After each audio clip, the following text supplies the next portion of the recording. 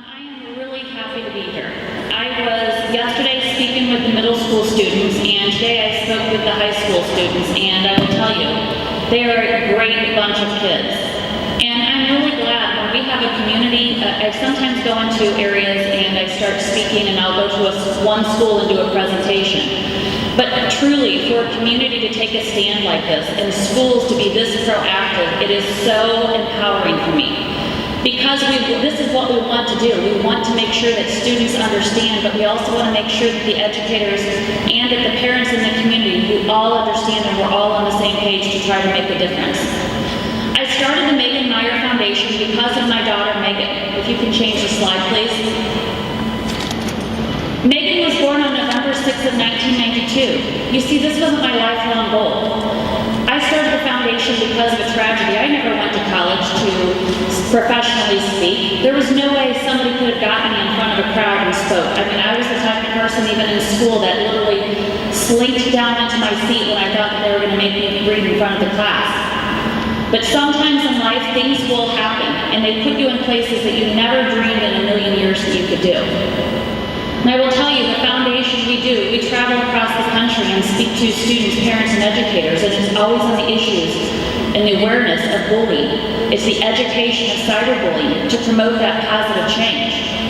But I will tell you, no matter where I travel, which we spoke to about 108,000 kids live in presentations in the past 4.5 years. It does not matter where I go, what state, it does not matter what their economic status is, it does not matter if it is rural, inner city, it does not matter. Across the board, bullying, cyberbullying exists in every community and every walk of life. So this community is not just the only community stricken by this is all over. And our hope is that traveling through these communities, along with these amazing resources that you have here, that we will help children and we will start empowering you. I will tell you before I start the other part of this presentation is, my hope is for some of the parents that are in here. I think a lot of times when you come to presentations like this, it's almost this panic mode. If my child is being bullied or my child is being cyberbullied, automatically that means they're going to attempt self-harm or they're going to think or attempt suicide. That's not the case all the time. My hope is from this presentation is to have you more well-informed, to have you have some tools to be able to go back in your home, to be able to open up that dialogue and that conversation with your kids. Now, Megan was diagnosed in 3rd grade with depression and attention deficit disorder. Struggled through those years trying to figure out how to fit in. One day she was friends, the next day she wasn't friends with them. Many times children who are diagnosed with ADD, ADHD, depression, bipolar, forms of autism, Asperger's, these children socially are not the same as other children who are not diagnosed. So they sometimes will be the class clowns. They're sometimes the kids who speak out. They're impulsive at times. And to other kids, it's funny at times. They can get these kids to usually do things that they would not do because they know these kids will do it. So if it's, hey, take this and go do that. Hey, go set this on his seat. Take this book from him. Do this. A lot of times the kids will do it.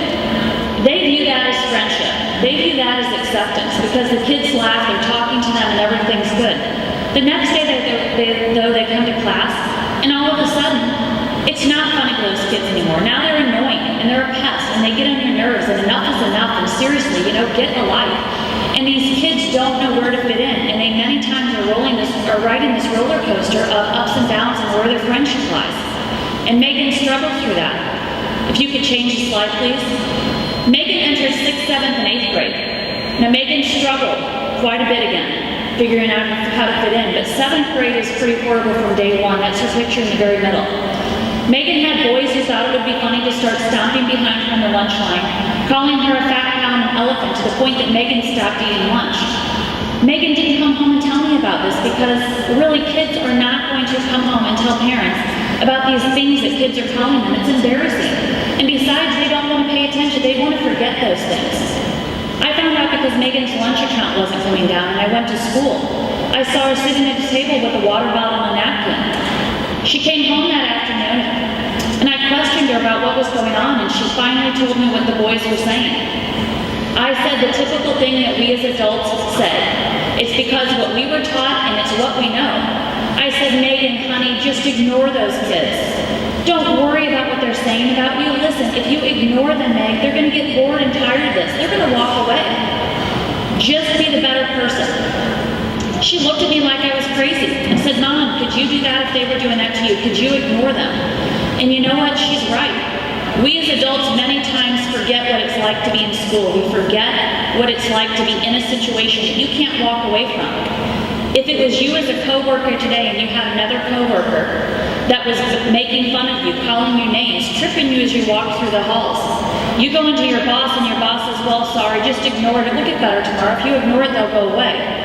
As adults, we're going to look at and shake our heads at them and are like, are you serious? But we tell this to kids. Ignoring it does not work many times. It works sometimes in a few cases. But after they've tried that a couple of times and it's repeated, ignoring it is not going to work. I had a middle school student come up to me after the presentation yesterday, and he said, I just need to hear you say one more statement. I said, okay, what is that? He said, I need you to tell me it is not okay to just ignore it. I said, no, it is not okay to just ignore it. And he literally clenched his hands and he's like, finally, thank you. It's because this is what we tell them. The other thing I told Megan is I said, Meg, I'm going to go to school and talk to the principal about it. You can't keep going through this. We have to make sure that they know about it. You have to eat lunch. Megan grabbed me by the arm and begged me, please, Mom, please don't go to school. You're going to make it 10 times worse on me. You don't realize that. I had a principal ask me several weeks ago. She said, listen, we work so hard within the school to try to get kids to come talk to us, to let them know we can't do anything about it unless they come tell us. But they don't want to come talk to us. Why? I said, think about it. Schools have done much better throughout the years, realizing that they have cameras, they have teachers, they have anonymous reporting. There's a lot of different ways to report these situations, which are great. But that bully goes into that office and now gets talked to, and now they know what's going on. What's going to happen when that bully walks out of that door? Sometimes they have a change of heart. Sometimes they realize what they're doing. But many times they act fine in the office, but they're going to walk out and where are they going to go? Directly back to that kid. Really? You're a mama's boy? You can't handle it? What? You had to go cry and tell somebody? And so the retaliation for kids, many times, they would much rather just stay quiet about it and not have to deal with it. And I talked to them about, listen, at some point in your life, you have to stand up for right or for wrong. You have to stand up for yourself. Sometimes that means other people aren't going to agree with you, but you have to be able to do it. If you keep conforming to this, it is going to continue to keep snowballing. Bottom line is Megan in that 7th grade year struggled. Megan tried becoming friends with the popular kids. She thought that was a way out. That wasn't the way out. The children used her. Megan got made fun of in gym. Megan never came home and told me about that. Why? I think probably because of the way I reacted to the first time when she talked to me about the boys stomping behind her. Girls found Megan in the gym locker room crying. Kids would laugh at her, calling her thunder thighs, among numerous other names as she participated. A lot of kids don't like participating in gym. Some children are born athletically inclined to be able to do well. Some practice and work so hard and do well. But you have other children, boys and girls, that just aren't very good at it or don't like it. Some of them that are self-conscious about their bodies in any way, shape, or form. And now they have to run the mile, and now they have to participate and do all these things. It can be extremely humiliating, especially if you're a boy. I told the boys today, you have a boy next to you that's doing 50 chin-ups. You're struggling to do 5? How embarrassing and mortifying is that? Because now they're going to talk to you about it. Now they're going to laugh at you about it. And these things do exist. We switched Megan to a private school for her 8th grade year because that struggle was so hard and Megan begged me not to go back to that school. I didn't think private school was going to be perfect with no issues, but I knew it went from a much larger school to a much smaller school. I will tell you it was a huge turnaround for Megan. Things truly started going in the right direction. Megan was hanging out with friends and smiling and laughing and goofy, and it was just as a parent, finally I could take a deep breath and think, this is the change Megan needed. Megan did ask when she started at new school, asked to have that MySpace account. I was the mom that watched 2020 and How to Catch a Predator. I was one of those moms. And I was like, Meg, I'm worried about sexual predators, I didn't have no clue what cyberbullying meant. But Megan like, Mom, come on, please, everybody has it. I told her, here's the rules, I will let you have the MySpace. First, Megan did not have the password to her account, I had the password. Her profile was kept private. I had to approve any images that went on her page. Computers were always in open spaces, never allowed in a private space or a bedroom. And I had a program that monitored every instant message and every web page Megan was on. Now, when I tell kids in school, middle school and high school students about this, literally, they are already starting to talk. And I ask them, how many of you are thrilled I am not your parent today? And about 99% raise their hand, they are so thrilled that I am not their mom because they think those rules are over the top. And I tell them, listen, you guys, I get it. I know I was strict with Megan. I have a daughter who's going to be 16. I don't have the same rules in place with Allison. Do I have her password to her Facebook? Absolutely 100% I do. Why?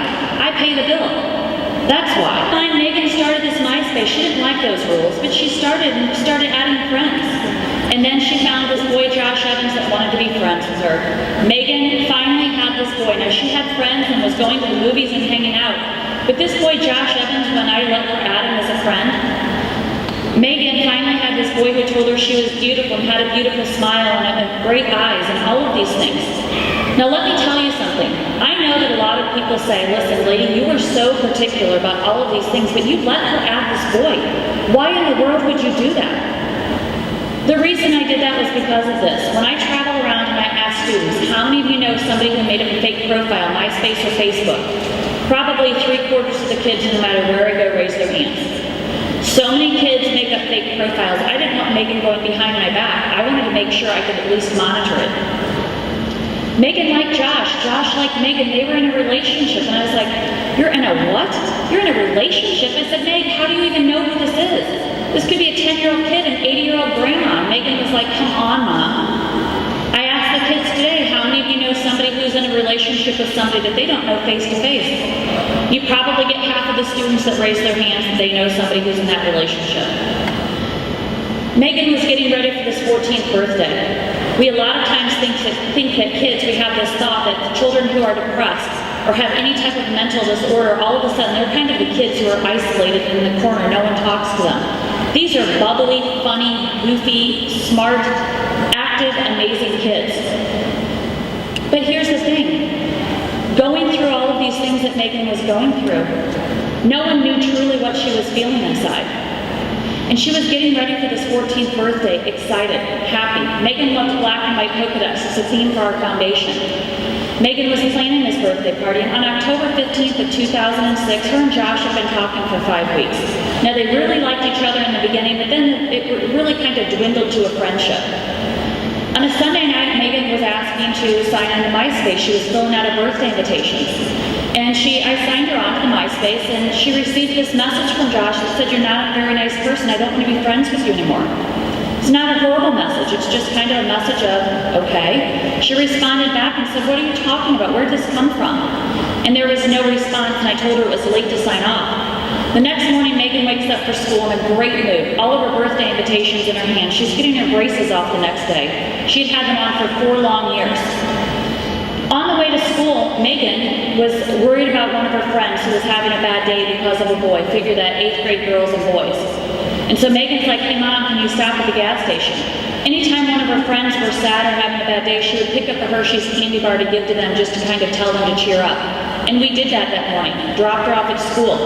I picked her up that afternoon. Megan came running out of school. It was pouring down rain, and the kid literally had no grace and stepped in every single puddle. She gets into the car and she's like, Mom, everybody's come to the party. It's going to be so cool. We're doing all of these things.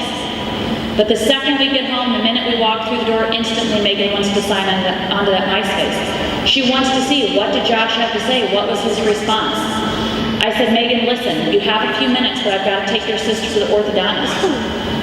The message from Josh was, you heard me. No one likes you. No one wants to be friends. And they started going back and forth. I told Megan, listen, you've got to sign off your sister's home. Megan said, Mom, please let me finish this message, and I will. Typically, I never did that as a mom, but I was in a rush this day. Her dad was upstairs sleeping, and I left. I called Megan 2 times from the orthodontist office, checking on her. Both times she was crying, telling me that they were being horrible, and I kept saying, Megan, get off the MySpace, I will be home. I get home from that orthodontist appointment, and Megan's still crying at the computer, and I told her to get up. I sat down and started looking at these messages that went from Josh to Megan, Megan to Josh, and there 2 other girls were involved. The messages were absolutely humiliating. They used Megan's first name, last name. I looked at Megan, I said, Megan, come on. You're not any of these things that they're calling you, Meg. If you would have signed off when I told you to, we could have dealt with this differently. It's turned into this huge explosion. Megan said, Mom, who is going to believe me? They're going to believe them. It's going to everybody at my old school, everybody at my new school. No one is going to believe me. And you're supposed to be my mom. You're supposed to be on my side. She took off running upstairs to her room.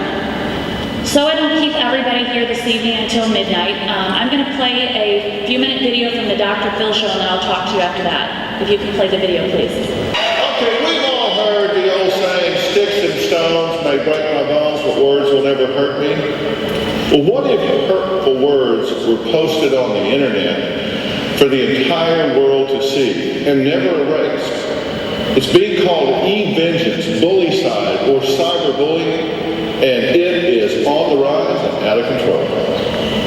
In the old days, bullies attacked on the playground. Now they attack online. Cyberbullying is a growing menace, which schools have trouble controlling. On this message board, kids write about who they hate or who they think is pregnant or has an STD. John Halligan believes depression from cyberbullying contributed to his son's suicide at age 13.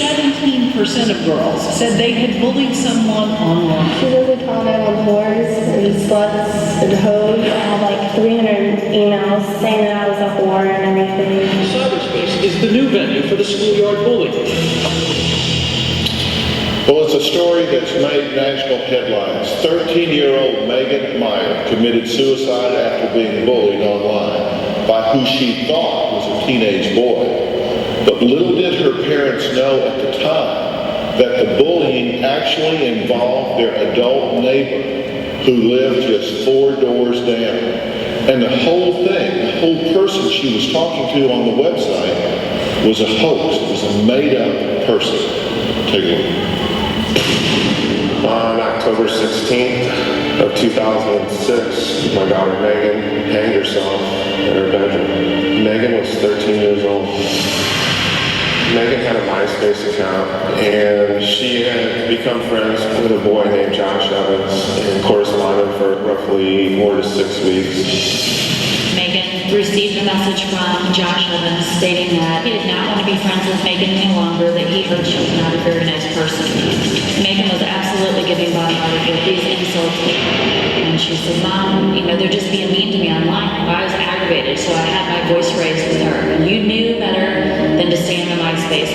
You knew the rules. She was really upset, and I said, Megan, I am really disappointed with you. And she said, you're supposed to be my mom. You're supposed to be on my side. And she took off running upstairs. And those are the last words that she said to me. Tina came into the kitchen. We were talking about basically why was Megan on the computer. Then all of a sudden my heart just dropped. I just had this horrible feeling. I turned around and took off up the stairs. I heard this god-awful scream. I ran upstairs into Megan's room, and she was hanging in a closet. I grabbed Megan in one arm. She had a belt around her neck, and it was really tight. I couldn't get it off, so I grabbed Megan and picked her up with one arm, and I grabbed the whole closet organizer with the other arm and ripped it all out of the wall to get her down. Tina called 911. Okay, what's going on there? My daughter just Tina and I rode along in the ambulance with her, and we got to Children's Hospital, and they put her in the ICU. October 17th, on Tuesday, she finally passed.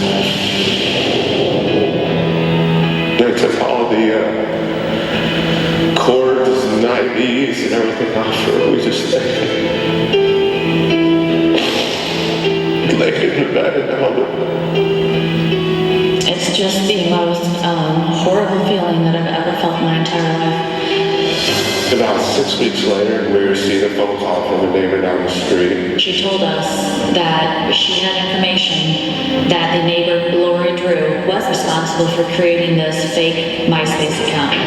Megan had known her daughter since the 4th grade. They'd spend the night at each other's house. Lori Drew and her daughter, they created this MySpace account. As a a joke. They wanted to find out what Megan was saying about their daughter. Lori Drew confessed in the police report that that's why she created this Josh Evans account.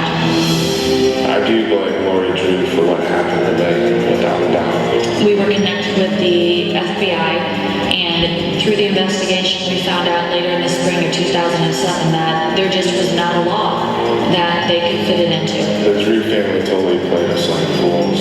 It is cyberbullying to the 10th degree, and the fight to me now is to fight for justice, for the laws to change. This is not just things that you see on TV. Megan was a real person, a real girl with real dreams.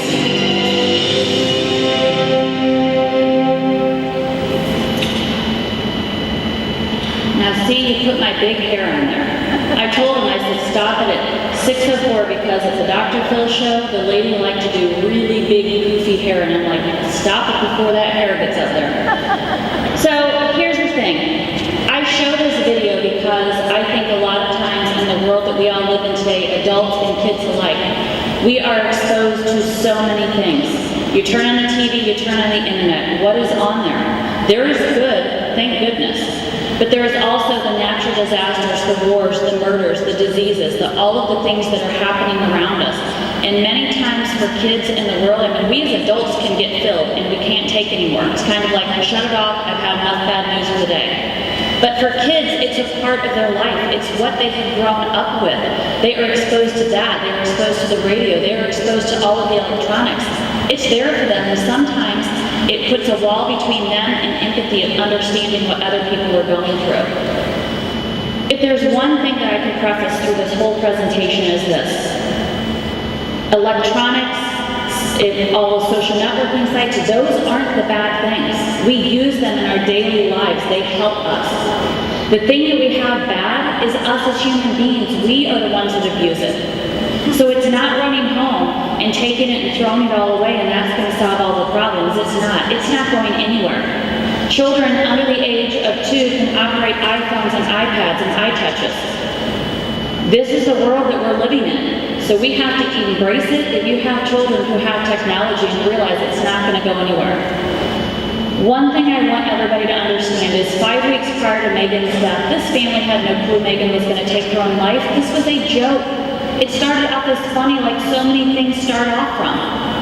But 5 weeks later, these are the true tragedies that can happen. These are the stories that happen. If you can change the slide, please.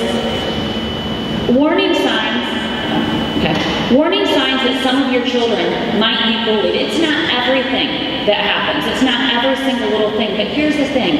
If you start seeing a change in your child's habits, if they're coming home with missing belongings, if they're coming home and they're not wanting to go back to school, they don't want to hang out with their friends anymore, they don't want to do the same activities, they don't want to be on their computer anymore, their grades are dropping, they're losing weight, gaining weight. If you start seeing some of these things happen, it is time to stop, take a deep breath and look and see what's going on. Contact their teachers, see if they're noticing any differences in their behaviors.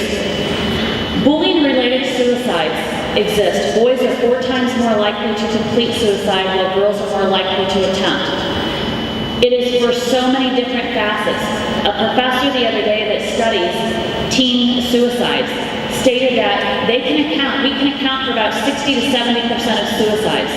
Many times it's undiagnosed mental illnesses or due to mental illnesses or different things that are going on. But about 30% of teen suicides or suicides, they don't have any idea why. They can't pinpoint it to any specific certain reason. But we do know that children who are have different sexual orientation. We do know that children who are bullied or cyberbullied, children with disabilities or differences have higher rates. If you can change the slide. These are some of the recent cyberbullying cases. Tyler Clementi was the boy in college at Rutgers, and many of you have probably heard that through the news. Jessie Logan was the 18-year-old girl that took a nude photo of herself, sent it to her boyfriend, and the boyfriend distributed it out everywhere. Jessie was going to be going to college, and unfortunately she was going to take a platform to talk about how these things can happen. Unfortunately, the bullying got so intense and bad for her that Jessie took her own life. And then Alexis Pinkleton, this will kind of give you the insight to what kids are doing behind the computer. Alexis was the soccer star. Unfortunately, she took her own life. In a memorial page after she passed away, there were kids that were tormenting still. Her and her family making fun of it, making crude remarks. Now this isn't a one-time instance. I will tell you, Megan has been gone for 5.5 years, and anytime you step out of the comfort zone and step out onto a mission to try to help others, there are going to be others that do not like what you're doing. And we have, I think anybody that does that, you have your share of people who will hide behind a computer and say things that they would never say to your face. And that's why it makes it so easy. If you can change the slide, please. Situations that happen, but we also know through the CDC that there is an increased use of alcohol and drug abuse for the person who is the victim. Why? They're trying to mask the pain. But especially for that bully mentality, there is a definite higher rate for abuse of alcohol and drug abuse and incarceration. Change that, please. The decline in empathy. Why do we see a lot of these things happening? Bullying has always been around. It is the changing of the ways that they're bullying now. The University of Michigan's Institute for Social Research did a study. They studied empathy. What they realized is that the kids in college today are 40% less empathetic than they were 2 to 3 decades ago. Think about that. Think about everything that our kids are exposed to. I walked by last week. I was in a school, and kids, they had some free time, and they were playing with different apps, and I think it was called Mad Apps or something. This application, I could not believe it. I thought I had seen pretty much everything with applications and what they do. This was an application that this 9th grade girl was playing, and it was from people who were hanging from trees. Now, it wasn't real people, but it was little tiny stick cartoon figures. What their job was is to try to shoot an arrow between where the rope was hanging and where their head was, to cut the rope in half to try to save them. They don't think anything of it. That's nothing. To me, somebody growing up, especially losing a child to that, you look and you're like, are you serious? But through the gaming devices, the radio, the TV, every single thing that they have, these things are not shocking to them anymore. It is a way of life. If you can change the slide, please. So if I ask the kids about cyberbullying, do they think it's a big deal? Some say yes, some say no. Kind of depends. Majority of kids have Facebook, especially in middle school, high school. A lot of kids are now switching, especially in high school, switching to Twitter. Why? Because they can do every single thing that they need off of the Twitter. They're using Instagram, they're taking photos, they're downloading it to Twitter, they're sending it, so they can go from Twitter and put it onto their page, their Facebook page, and not have to physically go in there. The majority of kids have cell phones with picture messaging on them, internet on them. A majority have smartphones also. Majority of kids who have cell phones sleep with their cell phones within arm's reach at night, and we wonder sometimes, why are things so different than they were? Well, here's the thing. If you were bullied in school, the way that they communicate goes through to their cell phones. It goes to their computers. If they have these electronic devices right there with them, and they consistently hear the beeps, they don't have the ability to be able to stop and take a deep breath and look and say, you know what? I'm going to rest and sleep. I'm not going to look at that. No, they instantly are going to go back to revisit the scene of the crime. It's the way that they're mentally, that they handle things. They go back and they look and they don't understand and they get upset. And it's a continual 24-hour day or 24/7 situation that they can go through. Can you change the slide, please? Why do kids cyberbully? It's so much easier than doing it face-to-face. They can say the most mean, cruel, rude things. They can send it out to hundreds of people. They can get posts and comments, but they don't have to see you face-to-face. It's an extension of the everyday bullying. It can be based on hate or bias. It can be just for pure fun. Girls are overwhelmingly more cruel and mean. The bullying exists in every single school I've been to. Girls overwhelmingly are meaner. Over boys, rumors, jealousy. If you can change the slide, please. About 93% of kids 12 to 17 years old use the internet. That's not a very shocking statistic. But the children who are cyberbullied, only 40% will tell somebody. 60% don't tell anybody at all. Of that 40% though, 54.1 tell a friend, which means that little small pie that we have left is split between parents and teachers. So we are missing out on so many kids talking to us about these situations and what they're going through. If you can change the slide, please. And one more time. We talk to kids about not sharing their passwords. Why is this so important? You know, I know that when I stand up in front of them, they're like, oh my gosh, lady, seriously, I've heard this 100 times. But I explain to them, you give your password to your boyfriend, your girlfriend, your best friend. They're the ones closest to you. Remember rumors, jealousy, boyfriends? They can get behind there. They can change your password, change your email account. Now they can say whatever they want to say about you. And I receive calls into our offices all of the time. Parents panicking, teens panicking, what can I do? They've said all of these things about me, or they've said all of this stuff about other people. I didn't do it.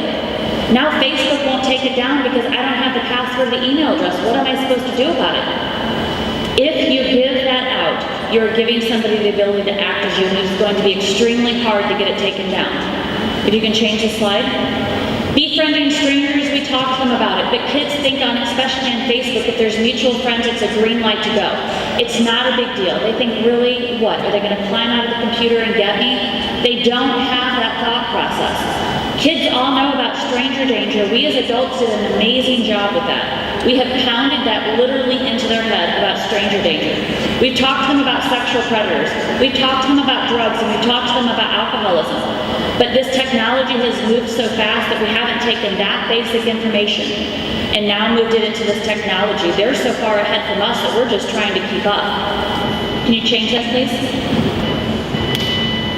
I talk to kids today and I ask them, on their mobile devices, everything that they've got, many times it will ask, if they've got a smartphone and they go into a place or get on something, do you want me to enable your location? If kids click yes because they like putting that I'm here, or I'm at the store, I'm at this, I'm at that, I said, you're giving people in real time exactly where you're at. Now, sexual predators live in every single walk of life, in every community. We have teen dating violence, teens who stalk each other because they can't deal with the relationship being over, or for whatever reason. So in real time, girls, are you going to be okay if you go to the mall tonight, and you're at the store and you go to have something to eat with your friends and now go to the movies? And say a 50, 60, 70-year-old man or woman is following you. You guys gonna be okay? And they're like, disgusting. Okay, you gonna be okay if that ex-boyfriend or girlfriend that's following you around will not leave you alone, and she knows exactly where you're at now? Are you gonna be okay with that? But they don't think of those things, and I try to tell them, do not put where you're at, what you're doing, who you're going with, and connect at that point. You're giving everybody the ability to just go straight to them. The slide, please. Okay, sexting. This is a topic that is out there so much, and teens, I will tell you, middle school, not as much.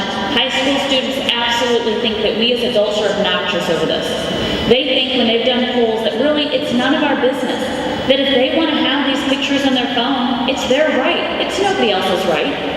And I tell them they are right. I can't tell them to do something or not to do something. The reason that we as adults flip out over this is because it's illegal. It is because of all of the legal consequences that go with it. If a child is 17 years or older or younger and takes a nude or partially nude photo, they're manufacturing child pornography. If they send it to one person, they're distributing it. If they send it to 20 people, they're distributing to 20 different people now. And if they receive it on their phone, I don't care if they ask for it or not, they're in possession of child pornography.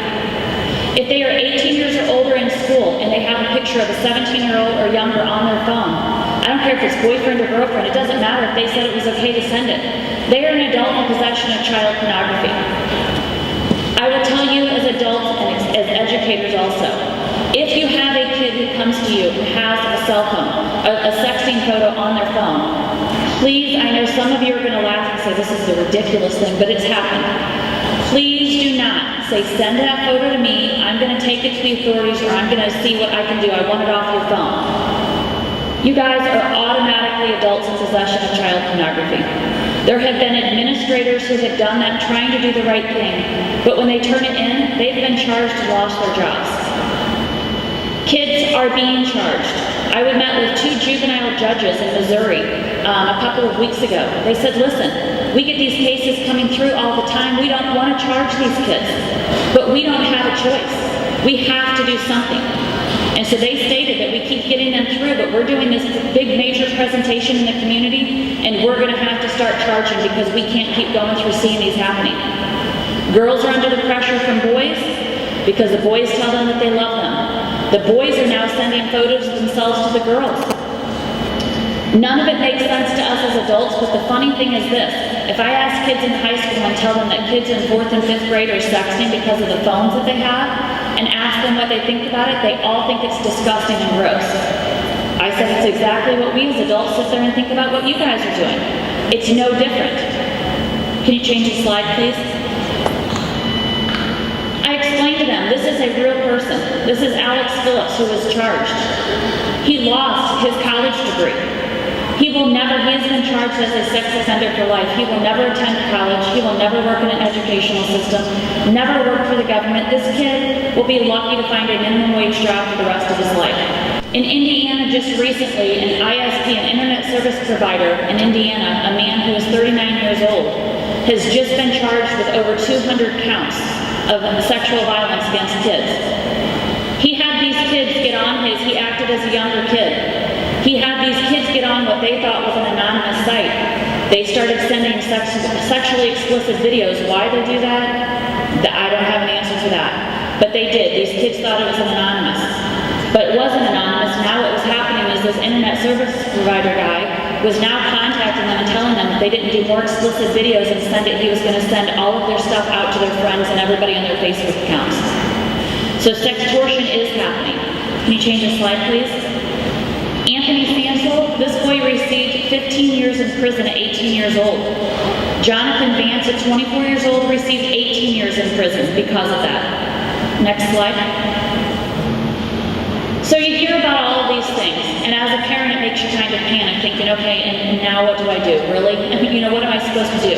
One thing I can tell you to do, if you have a kid in high school, please don't run home and literally grab their cell phone out of their hands, grab their laptop and start scrambling through. They're going to literally think you're ripping their arms off.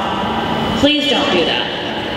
You have to start small. If you have kids who are in high school that already have the cell phone, that already have the laptops in their rooms, you can develop a conversation and start talking to them. But ripping it away is not going to help. If you have children who are younger that are not on the social networking sites, you have the prime and the best time to be able to make sure that you set things up from the very beginning. First thing that you can do is supervise the computer use. It is in your house. Yes, there's cell phones if they have internet service, you can't supervise everything, but if it's in your house, keep it in an open place if it's not already been in their bedroom. You can keep the lines of communication open. I will tell you this is the number one thing if you walk away from here tonight is this. It does not cost a dime. If you talk to your children, many times when teens come to us, we fix the situation. It's an instant, we try to do the quick fix. They don't always want that. Sometimes what they want when they are hysterical is they just want us to validate their feelings. Even though we think they're over the top, they literally just want us to, when they ramble and they're screaming, literally we need to put a piece of tape over our mouth and sit there and shake our heads and listen to them.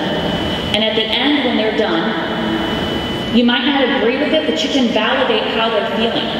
And then talk to them about what are you planning on doing? How do you think you're going to work through this? And then do that. They're going to be much more apt to talk to you versus you automatically trying to fix it. Monitoring software. If you have younger children, it is something that you can do. You can put monitoring software on cell phones. You can put monitoring software on anything, and there's tons of them out there. Slide, please. Computer settings. I know this sounds kind of goofy, but here's the thing. All of the applications that these kids are going on, they go onto third-party applications. And what happens is now when they go in there, they can come back onto your computer and there can be Trojans and malicious codes. They can trace and do trace your keystrokes and get all of your personal banking information. Slide, please. Search blog sites if you have kids that are younger, if you want to know what's going on. Search your kid's name in quotes. Don't just do it blatantly, just do it in quotes. If your child is thinking about getting a Facebook or has a Facebook, understand what Facebook is, get a Facebook. I'm not asking you to talk to everybody all over the world. I'm just saying you need to understand how Facebook operates. If you're giving your child an iPhone that's in 4th grade, please understand the capabilities of an iPhone. Don't use that old thing of, well, they know more than I do. You can't live in a world like that today. You have to be up and understand what you're giving your child, because would you give your child the keys to your car and let them just go at it? Absolutely not. We sit there and talk to them about it. We talk to them and we train them and we do all these things. It's the same thing with this technology. Slide, please. Facebook, if you take some time, you can understand that there are tons of different privacy settings that can be on there. Slide. On your cell phones, depending on who your provider is, there is tons of usage controls. You can implement the usage, the time, the number restrictions, trusting numbers. Slide. If you have a smartphone or your child has a smartphone, please know and understand that it enables the location of where you're taking those photos from. So if you have a child that's in college, you have a child that's in a different place at your home, wherever, they take a photo and upload it onto a social networking site. Somebody can go on that picture, right-click, go down to properties, and now find the GPS tracking location of exactly where that picture was taken. How can you work to help these types of things? It doesn't matter if your profile is private or not. If NASA and the U.S. government get their systems hacked into, these little Facebook accounts and social networking sites are a piece of cake. Any single thing that you, even as an adult, put out there, type, upload, send, I don't care what it is, it's a digital footprint, it is there for eternity. It does not go away. Throw that computer away and burn it. It's still going to be there. Slide, please. We talk a lot in schools when I do the presentations, we talk about different sexual orientation. This is a huge issue within schools. Why? Because it's different from what everybody views as okay. Bottom line is, in our world, we do have people with differences all over the world. But sexual orientation, many times schools and communities are sometimes afraid to open their arms to this. Let me tell you something. The U.S. Department of Education, Secretary Arne Duncan sent out a letter last July of 2011 stating that to all public schools, stating that every single school should have a GSA, which is a Gay Straight Alliance. Why? Because so many kids with different sexual orientations are attempting and being bullied and attempting to take their lives. And it needs to be a balance and understanding that they are truly no different. They just have differences. Slide, please. Be upfront with your child. Let them know. Many times kids today think it's their birthright. You give them that phone, it's theirs. You give them, let them get on the social networking site. They don't care if you pay for the bills or not. It does not matter to them. It is theirs, their own. If you set up rules from the very beginning and talk to them about what you expect and how it's going to be, write it down. Be consistent. Put it on that computer. Put it on the refrigerator, because if it's out of sight, it's out of mind. Kids will swear that 3 weeks ago that you never told them that they only had an hour on the computer and they're 10 years old. If you don't have that in front of you, you're going to forget, and they sometimes can talk you into thinking that you are a little bit loopy and you didn't remember that. So make sure that you keep it out in the open. Slide, please. Suicide is the third leading cause of death for kids 15 to 24. There is one every 15 minutes in the United States. We as adults are petrified to talk about the situation. Why? Because it's scary. It is talking about a precious life. We have to be the ones to communicate and open up to our kids. We have to let them know that if they are going or struggling through a situation, if they have ups and downs, that we, even though we are worried or scared, that they always have an open door to come talk to you. Many times kids who attempt come back and tell me that the reason that they don't go to their parents is because they don't want them being disappointed, that the parent has too much on their plate. They don't want to burden them. We have to let them know no matter what. At the end of the day, I don't care what time it is, we are always there and we'll be able to talk to them. Slide, please. And then one more. We started realizing that why are kids doing what they're doing? And Lauren Steinberg, we did some checking into the teen brains. Lauren Steinberg, a developmental psychologist, stated that peer relations for kids are not a sideshow. It is their absolute main show. There is no other point in life where your peer relations are as important as they are during those school years. He stated some brain scan studies in fact suggest that brains react to peer exclusion much as they respond to threats to physical health or food supply. At a neural level, they perceive social rejection as a threat to their existence. Sometimes when you have that kid that is panicking because of things that we think are so little and minor, and we can't relate or get it, it is why at that point in time they perceive it to be the most devastating thing in their life. And sometimes we just need to stop and realize what it was like, because we probably all have been there at some point in time. Slide, please. One of the biggest questions I get, okay, my kid's going through this, the school's doing nothing. No one seems to do anything, no one seems to care. One, I will tell you, schools can only do what they know is in front of them. If your child's been going through this for 6 months and they finally come to you because it's the end and they can't take it anymore, the school can only look at what's in front of their plate right then. Educators typically, usually the U.S. courts are generally oriented towards supporting freedom of speech. Substantially or materially disrupting learning, if it interferes with the educational process, utilizes school-owned technology, or threatens other students' civil rights, the schools have a right to step in no matter which side you're on. I do know that McHenry does take this extremely important. They have very many rules in place. They do want to make sure they are extremely up to date with the current laws in the state, and they do have policies, and they have posters that throughout the school. So again, I truly appreciate your time, and I'm so grateful that you're here tonight to make a change in your community. So thank you so much for having me.